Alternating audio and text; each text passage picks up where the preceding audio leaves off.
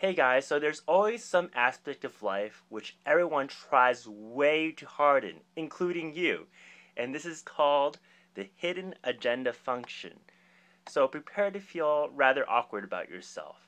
So each type's hidden agenda is their third function and it appears really uncomfortable to others. So this is how you look silly in front of everyone else. So a lot of people claim that their third function is really strong and use every opportunity to try to prove its worth. But I have to break it to you, this is a kind of a shaky kind of function. So it's weaker than it, um, appears to you. So just everybody else thinks that this is lame, thinks that you are lame, but only you think that you're awesome because of this function. So God just decided to have fun and program a function that makes us oblivious to the fact that we're a laughing stock to everyone else. So I'll go through each type and show what their hidden agenda function is. So if you want to preserve your ego, just turn off this video or live in denial. So I'll first start off with Intjs and Enfjs. So the hidden agenda function for both types is extrovert sensing. So these two types try very hard to come off as successful, and if they're not feeling that they're successful, they get really depressed. So this may manifest as wanting to live the good life, be wealthy, be beautiful, be powerful, be strong.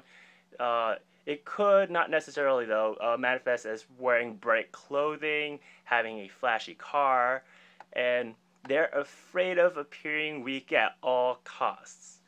So I know quite a number of ENFJ males who walk around like this,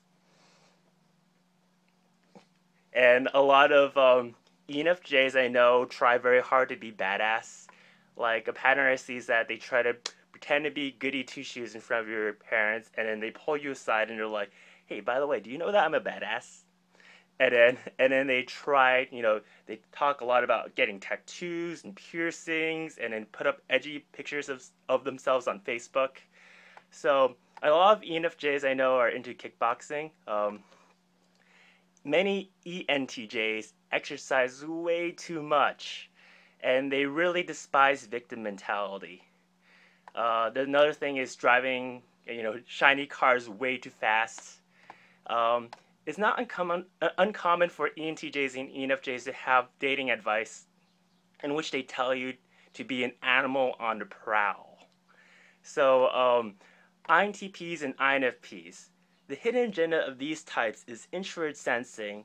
This is actually opposite in attitude to extrovert sensing. So these two types pride themselves on playing safe in life, taking the most cautious route. So they really try to emphasize safety, security, and good health. Boring, right? So, so ironically, when they don't have these things, they fall ill. Um, they chastise others for having a YOLO orientation towards life, and they perceive risks when there are none. So they pride themselves on being prudent, but everyone else thinks that they're like a coward. Yeah. So, or very boring in their external life. So there's this exaggerated emphasis on humble living that they might have, or humble presentation. There's many INFPs who save money in case of rainy day that never comes. Um, you know, and this is how that function shows itself in those types. So ENFPs and ESFPs. So many ENFPs and ESFPs have an exaggerated need to show that they could take care of practical affairs very well and they're really knowledgeable. This is extrovert thinking. So they want to look very resourceful and full of facts. And if you pander to this, they take it, they like it very much. So sometimes when they do not know something, they act like they do know and then look up the answers later so that they can maintain the illusion that they know. So I know a lot of ENFPs like to get the check, like when there's a dining room full of friends, and they're the first ones to try to pick up the check, and they're like, I need to calculate this for everybody. to show I am practical. So that's how that manifests. Sometimes they want to be the authoritative figure on things.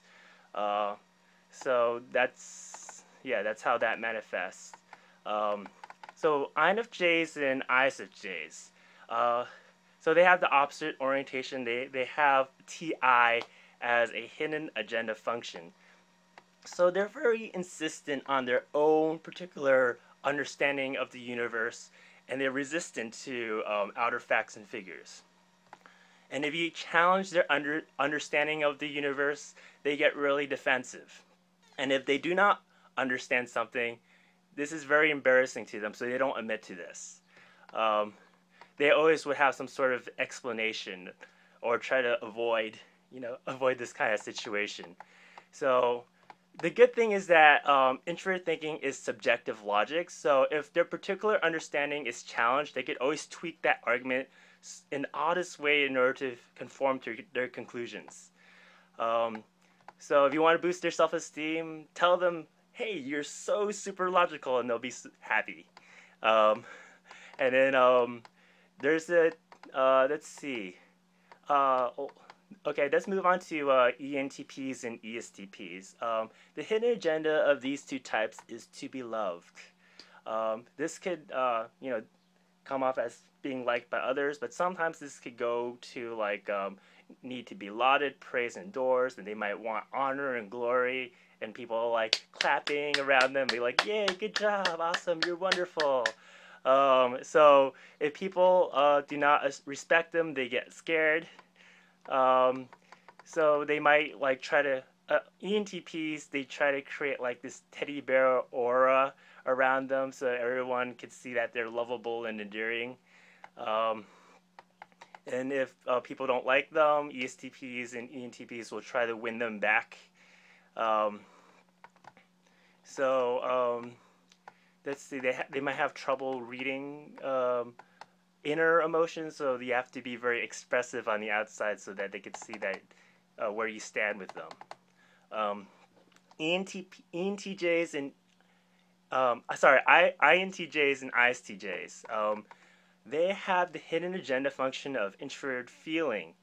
So this is opposite to the FE attitude. So they tend to have, what I notice is that they have very quirky personal behaviors, and they defiantly don't want to adapt to anybody's expectations, even when it's like a sensible thing to do sometimes.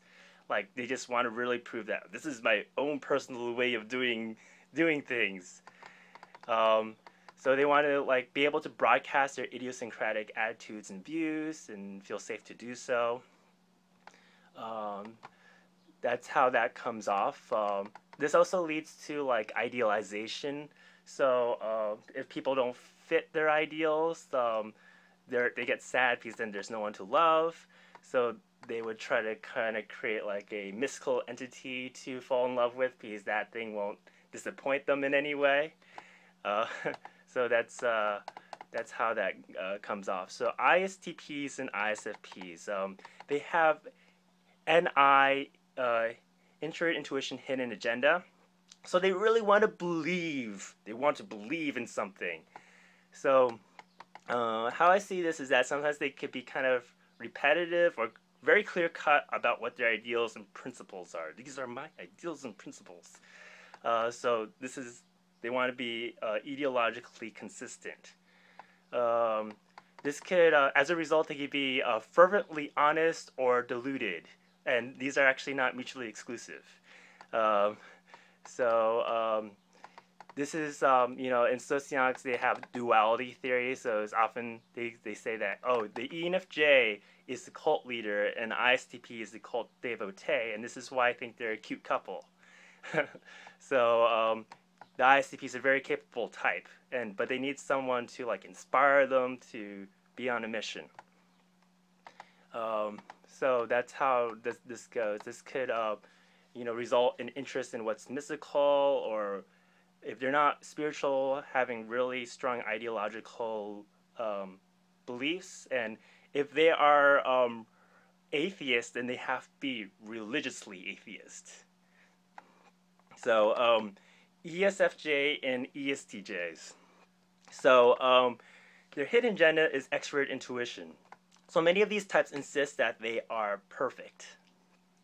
And telling them that they're not perfect hurts their self-esteem. So what does this have to do with extrovert intuition? Because extrovert intuition creates the illusion that of an ideal world where it's the best of all possible worlds. Um, so bad or less than ideal things should not supposed to happen in such a world.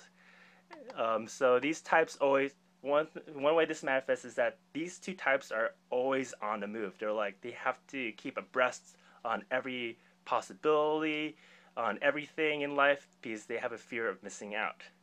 So this is how the third function manifests itself. You have to understand that people go on extreme in this function. So you might find that this ENFJ who's like really into success, one day they're like this unbathed homeless person on the street and they really want to live that way in denial of the third function, or they want to fight against the third function.